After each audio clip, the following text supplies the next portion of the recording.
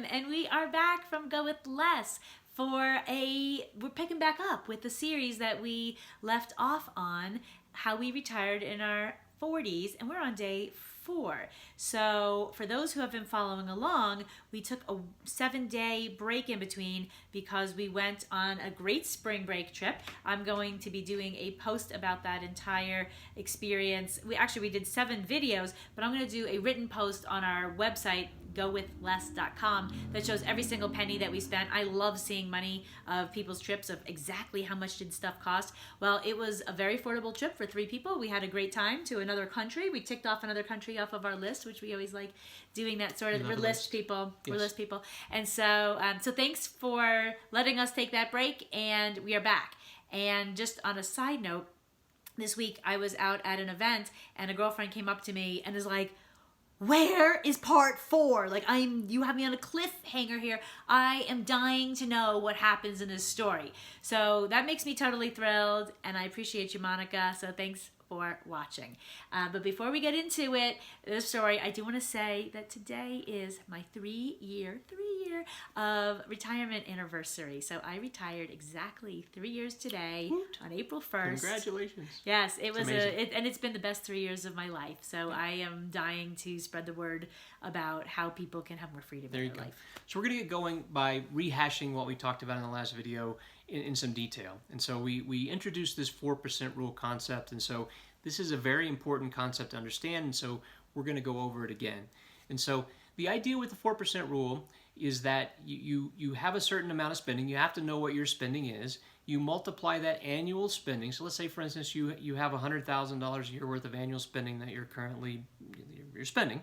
And so if you multiply that by 25, that's going to give you the amount of money that you would need in the bank in order to retire and live off of that money, spending that $100,000 a year, adjusted for inflation, for the remainder of your life. And when I say invested, it's not going to be in the bank or under your mattress. It's going to have some strategic investment things we'll talk about later.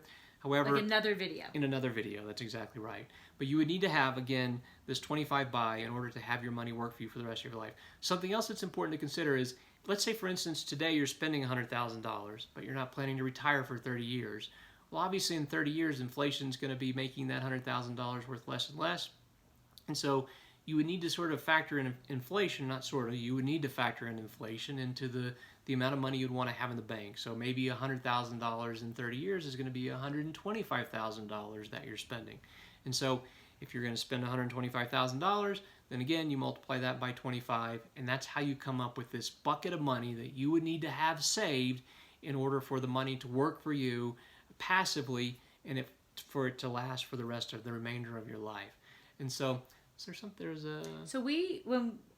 because of our spending of $115,000, $115,000 times 25 equals $2.875 million. Almost we $3 would have million. needed. Yep. Right, that's an enormous amount of money, and we weren't anywhere near that when we had this conversation in 2012 with the life insurance agent. So what we had to do was bridge the life insurance between $3 million and where we were, and so we learned how to change that $3 million bucket, which was the key to the entire thing. And we are going to talk about that extensively tomorrow. But before we do, how did you know we were even spending $115,000? So that's a great question.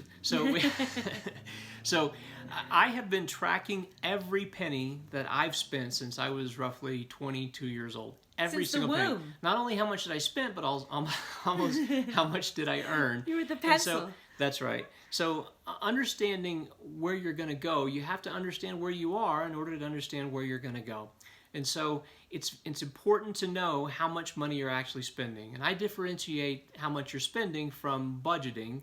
There are a lot of budgeting tools out there that will maybe help you understand your spending, but budgeting implies that you're putting money in certain buckets and you're watching your money a little more closely. But just to do this calculation of how much money you need to retire, so you need to know exactly how much money you're spending on an annual basis. And Amy makes a good point, and we've talked about this quite a bit, in that you need at least probably a couple years worth of understanding of your spending to really get the numbers down. How much are you spending? And what I mean by that is that things like insurance. Well, you don't pay insurance every month, or maybe you do, but maybe you only pay your insurance once a year, or taxes maybe you only pay once a year, or maybe you have big events so you need to have sort of a a series of numbers collected so that you can have an average of what your spending actually looks like. And so this $115,000 for us, understanding what that number was sort of made it easy for us to have this conversation and understand what sort of money we needed to have saved. But that might be something that you're going to have to spend some time doing. But in order to move down the path and understand where you want to be, you got to understand where you are. So doing this calculation is very important. And there are a lot of free tools. I happen to use Quicken. That's how I have tracked my money.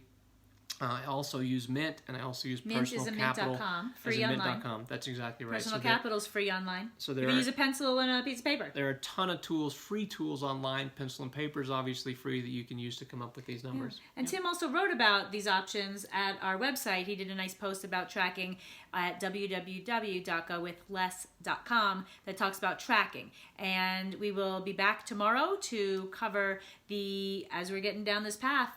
Like now we know our number is 3 million. That's a big number. So we don't have 3 million. How did we retire early? Stay tuned. That's right. Thanks. Subscribe.